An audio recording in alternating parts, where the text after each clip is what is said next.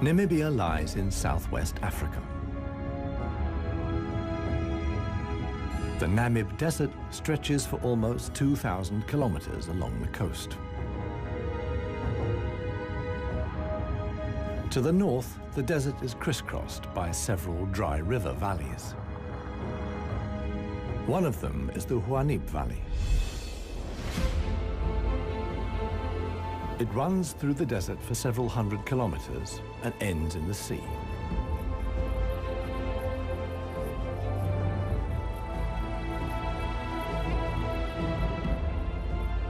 Water flows here once, at most twice a year. Only deep-rooted plants like anna trees can survive here. Only here, within the valley, can mammals exist in the long term. It is the home of the desert elephants.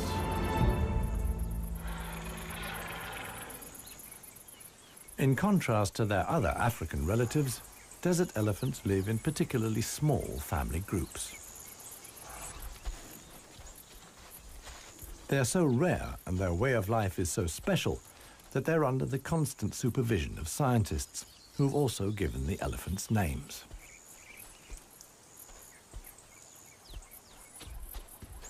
The head of this family is alpha cow Clarissa. The animals don't leave her side for a moment.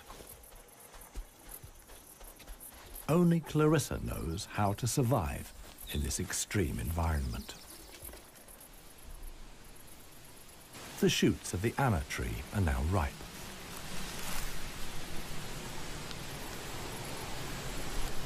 The pods contain protein-rich seeds.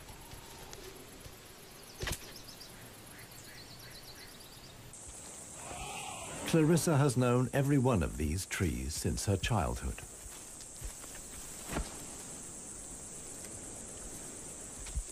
Even the youngest, Maya, tries the shoots. Here, however, experienced trunk tip control is required. It's easier for her to get the protein she needs from her mother's milk. Desert elephants only have half the number of calves as other elephants. The male animals stay with their mother's family until they reach sexual maturity. With mock fights, they prepare for life without the protection of the females. Adult bull elephants are loners or travel in small groups. Jappy is the most skillful of them.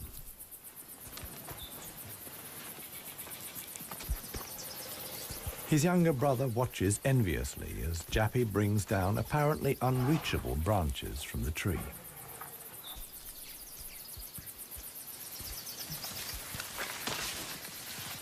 In the valley, Jappy is well known for such tricks.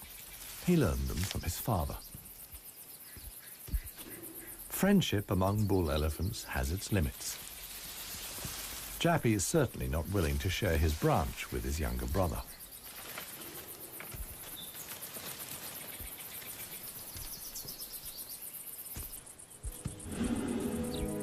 Their father, One Tusk, is now nearly 60 years old.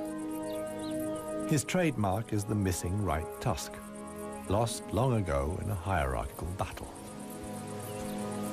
For years, he was the undisputed king of the Huanib. Now he lives in seclusion. One Tusk's legs are weak. He can no longer keep up. The aging bull is already being watched by a male jackal, which lives in the Huanib Valley with its partner. Jackals mostly hunt smaller animals, but they wouldn't turn their noses up at a dead elephant.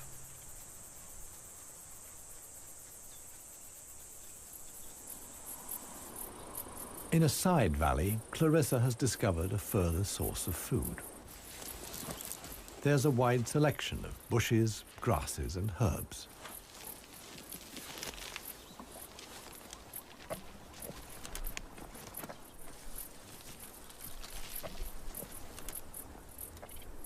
The elephants' climbing skills far surpass those of their savanna-dwelling relatives. This too is a form of adaptation to their special habitat.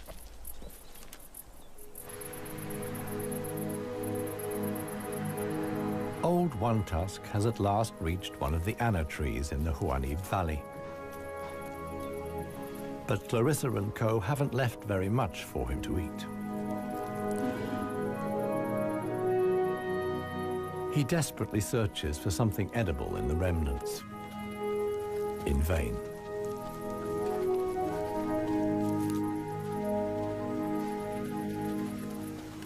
For the inhabitants of the Namib, survival is hard. They're used to going for long periods without water. Many get liquid from their food or know secret sources of water. Regardless of size, every green leaf contains a minimum of liquid worth harvesting.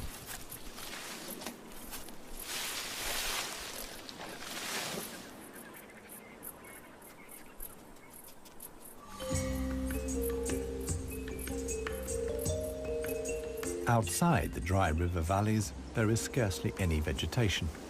Here, only extreme specialists survive. The Namib desert beetle is no bigger than a fingernail. As all animals, it depends on water for survival and has developed a special strategy.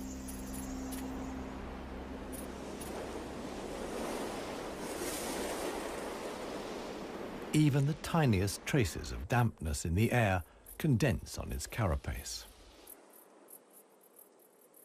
In time, a drop forms, which then flows directly into the beetle's mouth. This way of life limits the distribution of desert beetles to those parts of the desert that see fog. But where does the fog come from?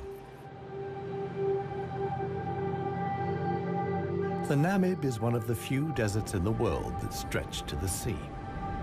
The cold Benguela current from the Antarctic cools the seawater to a temperature of 12 degrees Celsius. When the water reaches land, it evaporates in the warm desert air. Around 200 days a year, the desert is wreathed in mist, which sometimes extends hundreds of kilometers inland into the dry river valleys.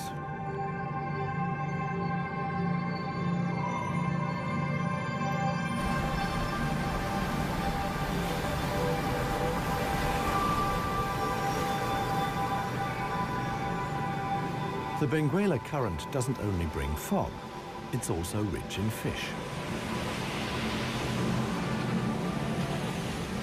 The animals that benefit most are the brown fur seals.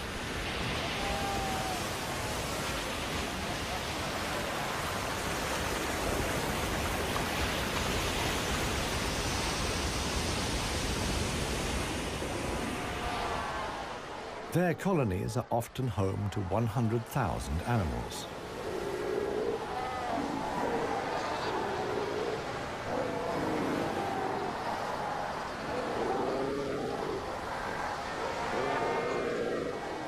Right now, there's good reason for so many seals to congregate here. The mating season is just beginning.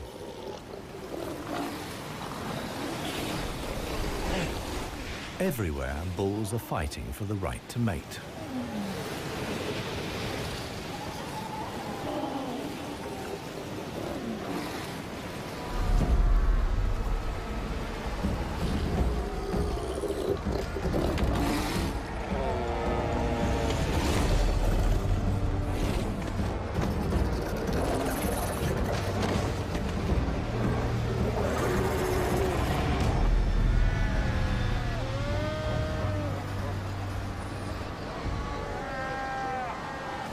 The strongest conquer a whole harem and then have their flippers full.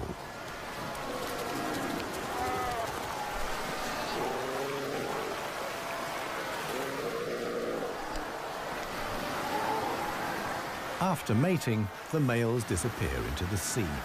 they're not involved in bringing up the young. The fog sometimes penetrates as far as the Huanib Valley.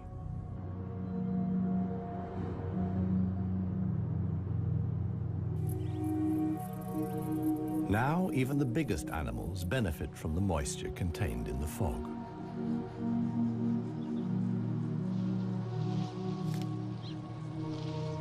Jappy and his brother can take on a lot of liquid from the drops of dew on the plants they eat. This allows the elephants to go without water for up to 4 days at a time. The pair are still on the move together. This will soon change.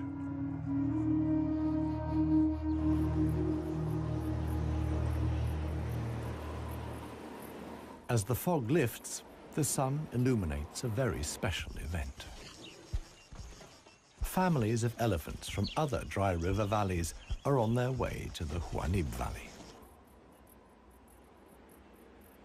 They're following the calls of their relatives, which they pick up via the soles of their feet, as via a stethoscope.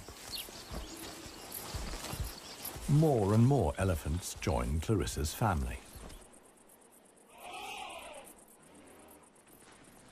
Some of the animals haven't seen each other for years and exchange affectionate greetings. Jappy and his brother are also aware of the arrival of the females. When it comes to attracting a cow, in a flash, companions become rivals. Once upon a time, one tusk was also aroused by all the excitement. Today, it no longer has any significance for him. He wouldn't be able to deal with confrontations with other bulls.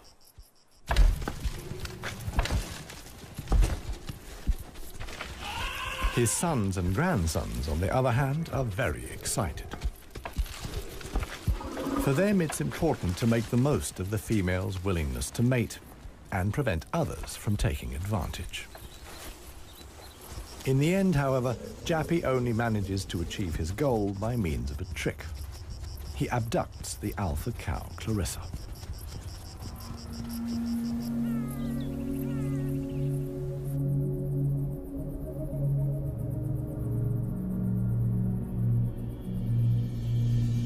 While many of the inhabitants of the valley spend the night hours asleep, this is the time of the real desert dwellers.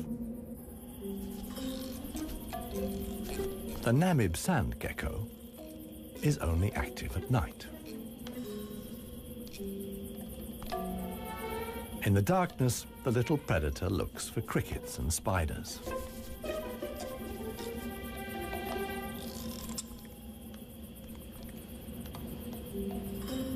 Like a frog's, its toes are webbed.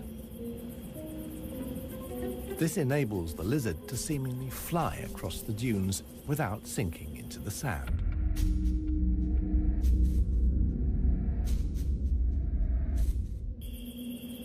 But it also needs to be on the lookout.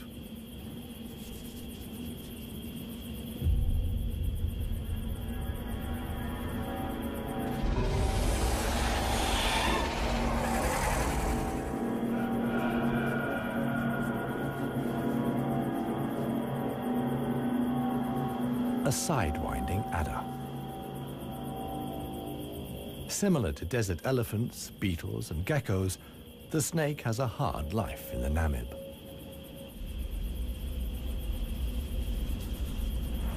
It has to hunt successfully to survive.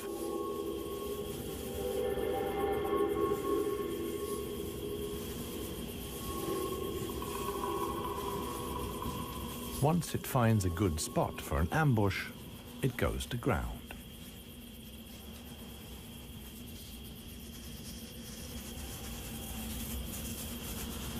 The snake is a predator that lies in wait for its prey, relying completely on its camouflage.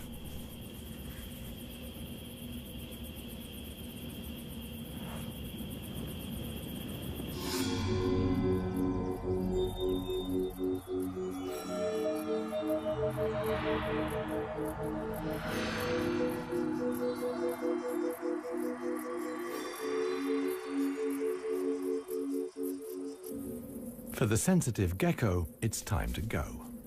In the sun, it would quickly dehydrate. Here, too, webbed feet come in handy. The lizard uses its legs as scoops to quickly dig out astonishing underground passages. It can make tunnels 1 meter long into the ground.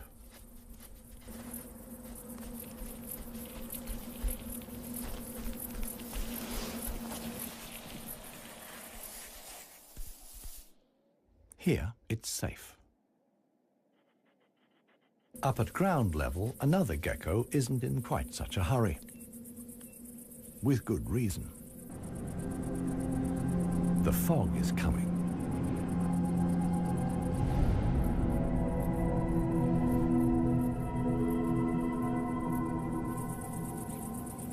The lizard's large, mirror-like eye surfaces allow the fog to condense here.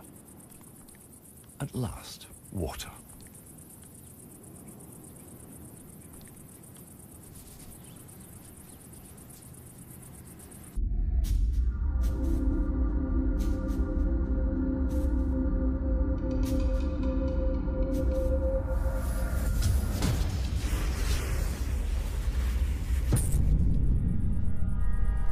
The waiting paid off. This morning, the sidewinding adder can have breakfast and get some liquid into the bargain.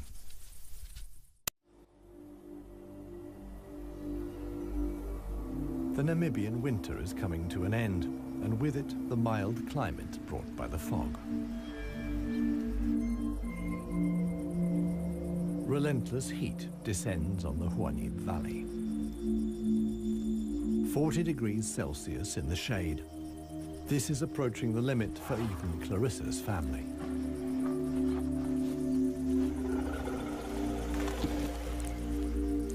Elephants don't sweat, and so protect themselves against overheating by fanning their ears.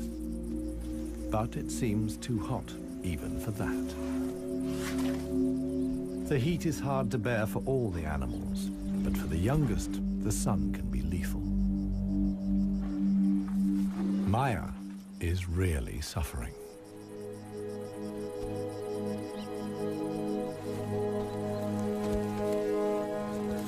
One tusk mobilizes all his efforts for one last attempt at an anna tree. But he no longer has the strength. Exhausted, he withdraws to the shade.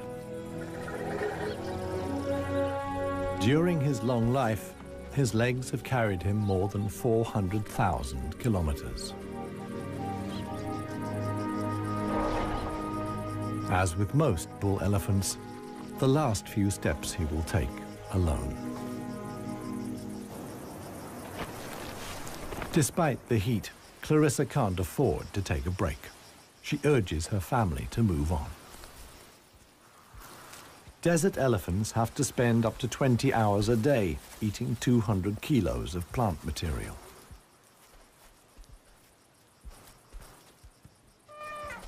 As tiring as that may be, Clarissa's family have no choice.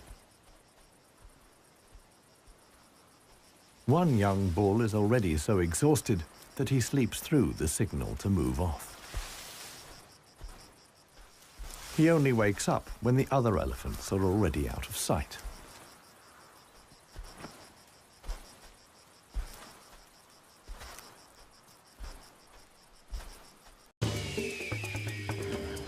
This show was created for you and your family to watch together.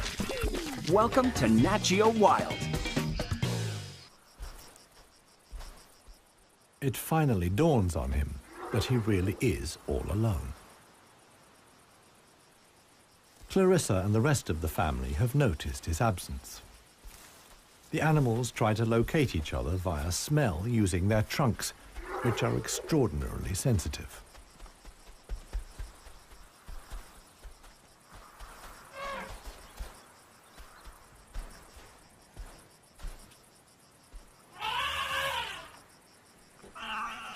In the end, it's Maya who gives the decisive call. Now the straggler knows which way to go.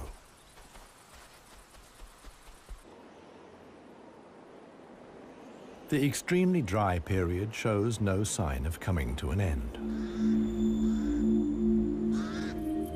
1 week later, the heat and the elephants have combined to decimate the plant life in the Huanim Valley.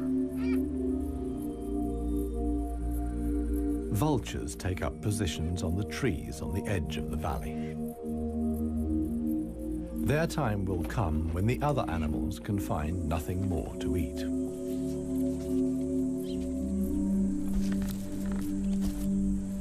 For Clarissa's family, a dead tree now becomes the sole source of food. In the desert, a tree of this size takes years to break down. And it's the elephants that turn it into food again for the other animals. They themselves only use 60% of what they eat. The rest they excrete undigested. In this way, they distribute seeds, like those of the anna tree. Some animals, like the helmeted guinea fowl, take the majority of their food from what the elephants deposit. In times of scarcity, even the Huanim Valley baboons look for something edible in the elephant's dung.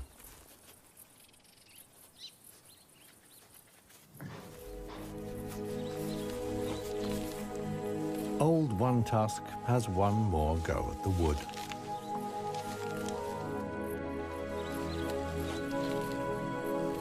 But elephant molars only grow back 6 times. One Tusk's teeth are worn out, and his attempt to eat wood the way he used to is doomed to failure.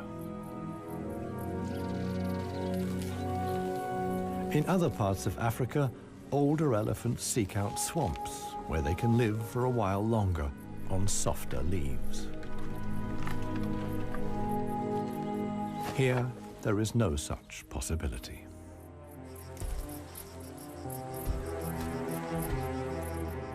For Clarissa, too, the situation is becoming threatening. She and her family must leave the valley and seek food and water elsewhere. Other families join the trek.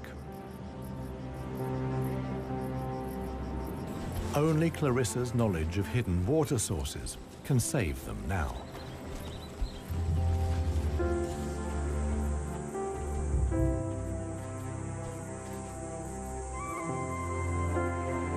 Scarcely any animals are left in the valley. Even the jackals are leaving.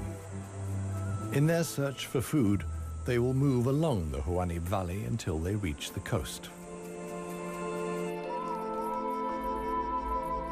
Only One Tusk is too old and too tired for the trek. The one thing that could save him now is rain that would let soft grass grow. With this slim hope, he remains behind.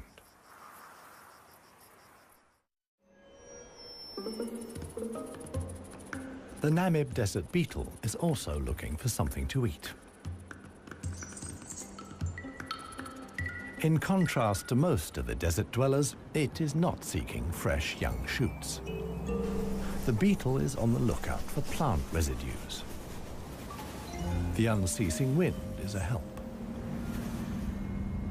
It sweeps fragments of plant life together in valleys and hollows between the dunes. Mostly it's just a few bits of leaf. But sometimes it collects and becomes something like a herbal rubbish dump. Although the plants are completely dried out, they still contain important nutrients.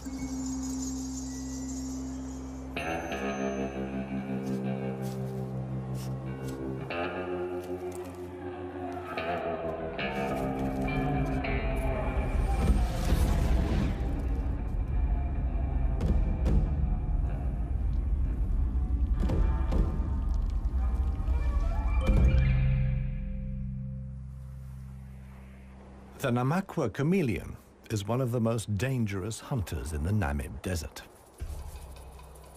For desert beetles, at any rate. But the beetles don't usually make it quite so easy.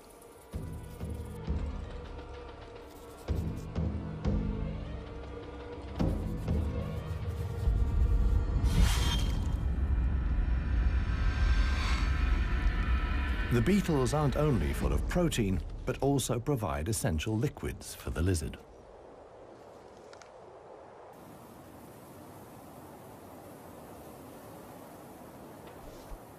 Namaqua chameleons are the biggest reptiles the Namib can support.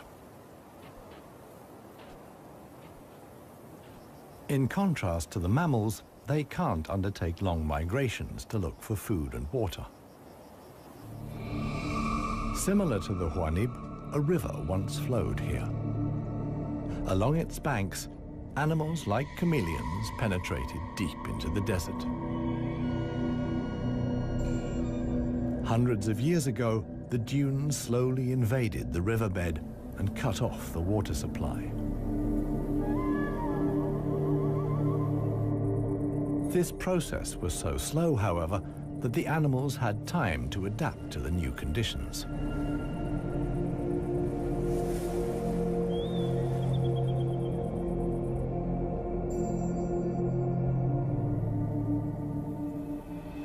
The mammals didn't need such a long period of adaptation. Their ability to migrate over long distances enabled them to conquer the desert much more quickly. The pair of jackals will soon reach the coast.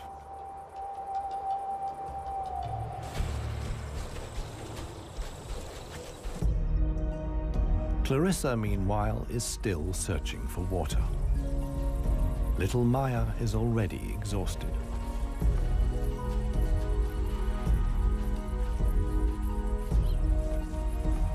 The group has to keep stopping.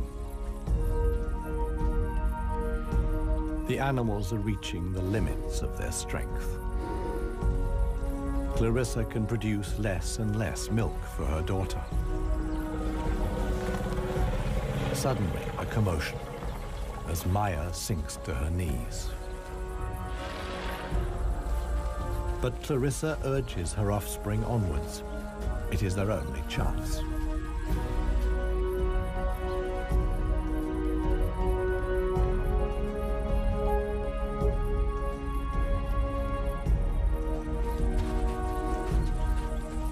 As dusk falls, they finally arrive.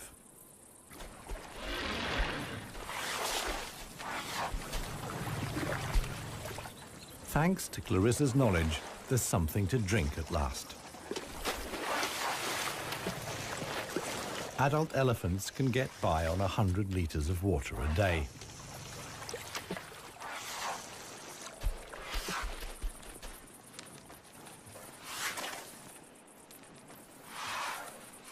The subsequent dust bath serves to protect the elephant's skin from the relentless sun. The trek to the next source of food is long. The following morning, Clarissa will move on.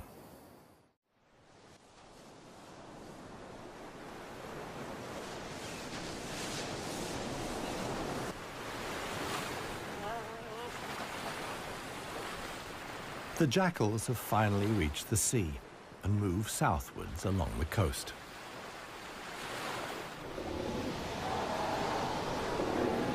The new generation of brown fur seals is just arriving. Many of the mother animals are heavily pregnant. This young mother hasn't long to go.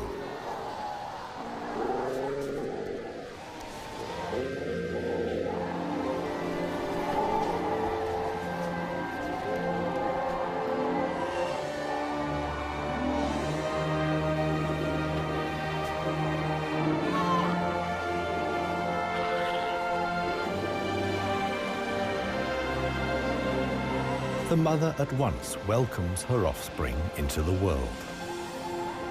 Each voice and scent is as unique as a fingerprint. The ritual creates an unbreakable bond between mother and pup.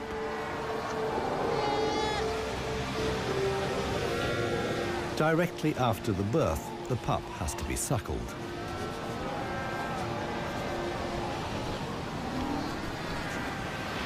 The newborn is a little clumsy.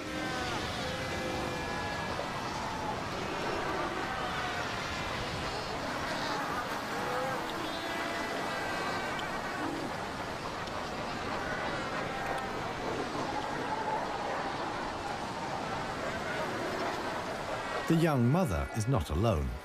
Tens of thousands of other females have also given birth. Space is at a premium in the colony, a risky situation for the babies.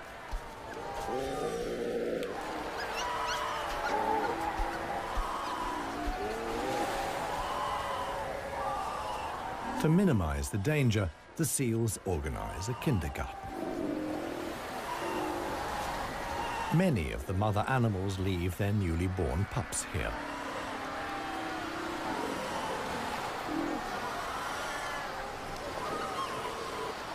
The nursery not only offers the young pups protection, but also makes it easier to find them later.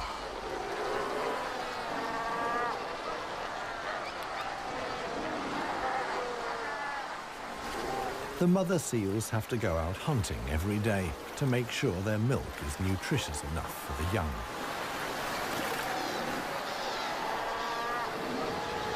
But when choosing the location of the kindergarten, they forgot about the tide.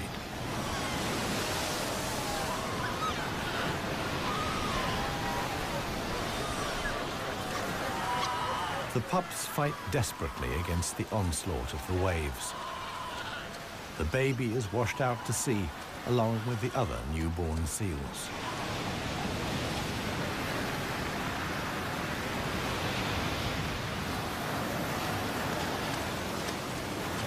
Seal pups can swim, but they don't have the protective layer of fat of adult animals. The pup fights for survival. Another is slowly but surely losing the battle. Within a few minutes, the pups are so exhausted that they can no longer keep their heads above water and drown.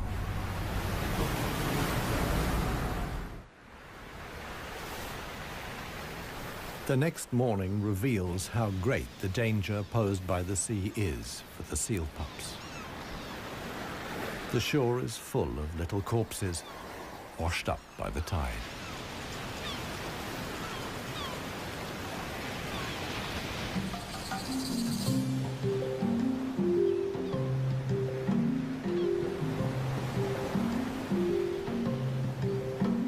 The jackals from the Huanib.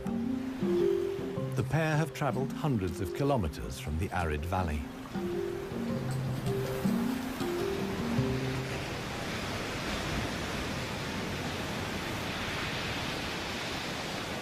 The seal colony is now their only chance of food. Jackals aren't choosy. For them, eating carrion is nothing unusual.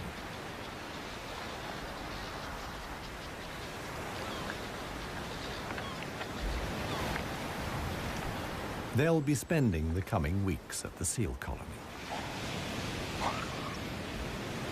Only when the pups are old enough to swim enduringly, and thus the supply of food runs out, will the jackals return to the Huanib Valley.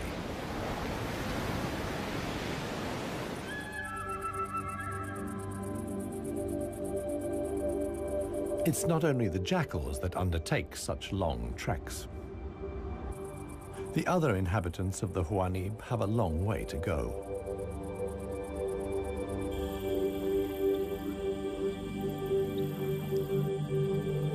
An oasis hidden deep in the desert. Ausis.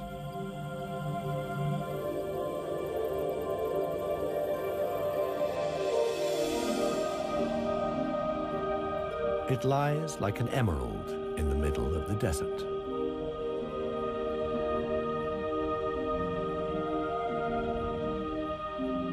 A thin band of loose vegetation lines the watering hole.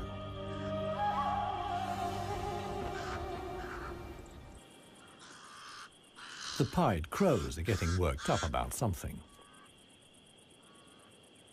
Visitors. Big visitors. the legendary desert lions.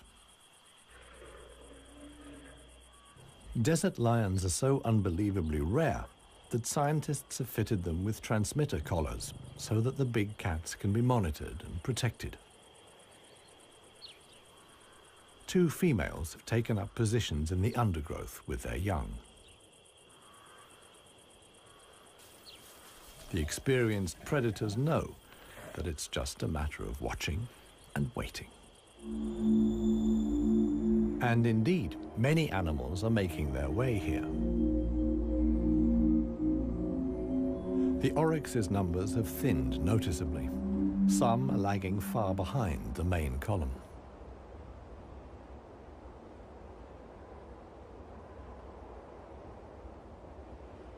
After more than 10 days' trek, the first animals finally reach the source.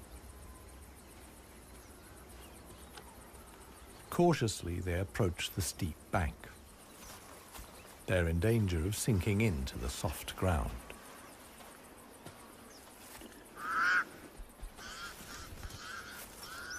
The pied crows sound the alarm again. The lioness's patience has been rewarded. They've caught one of the stragglers. One lioness keeps the oryx in check on the ground. The hunting lioness is completely exhausted. Fighting the antelope has taken the last of her strength.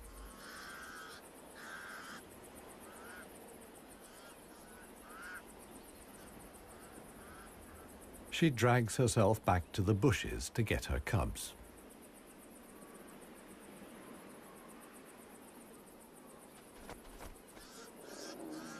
The other lioness keeps the pesky crows at bay.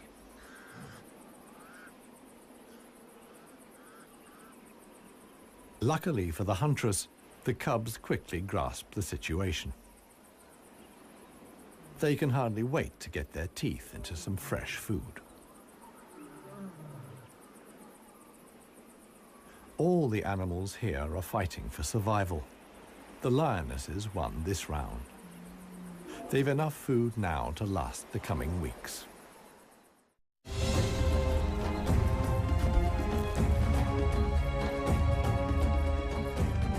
Clarissa and her family have finally reached the neighboring Dry River Valley.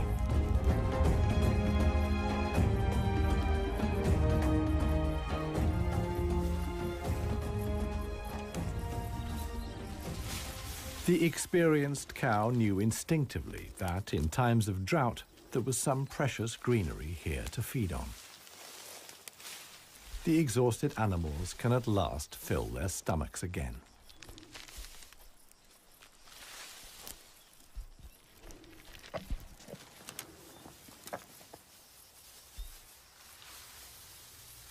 And this is how a happy, full-up baby elephant looks.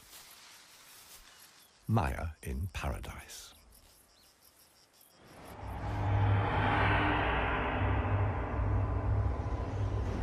A strong wind blows in from the coast, and sandstorms form in the hinterland.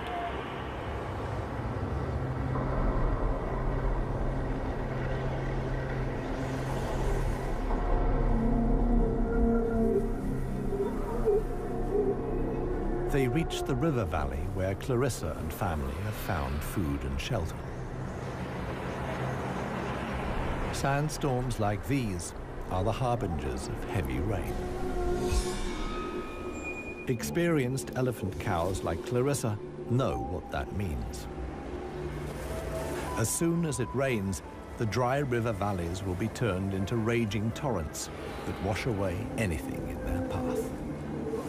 Imminent danger for the family of elephants. Time to move on again. Now the safest place to be is outside the valleys. How right Clarissa was can be seen the following day. Water in the Dry River Valley. Only every 10 years or so is the rain strong enough for the flood wave to reach the sea.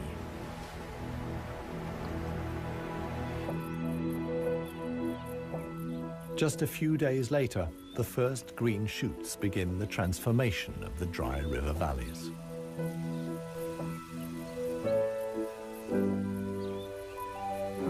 The Huanib Valley, too, is bursting with new life as the first exiles return.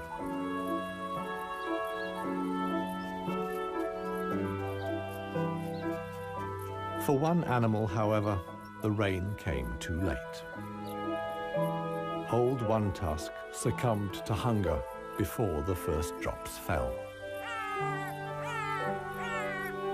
The jackals find his body on the edge of the valley.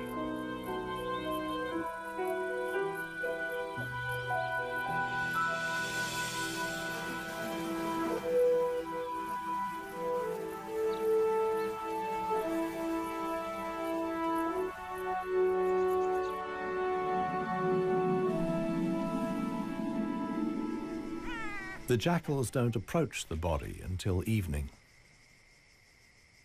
And thus, the circle of life is complete. The next morning, long unheard calls echo through the valley.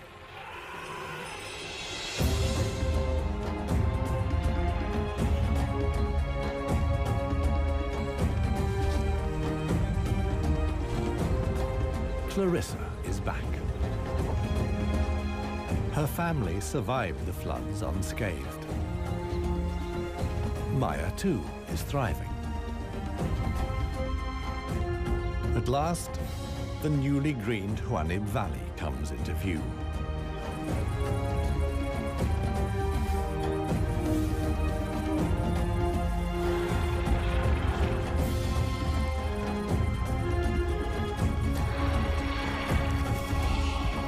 Clarissa's family is home again.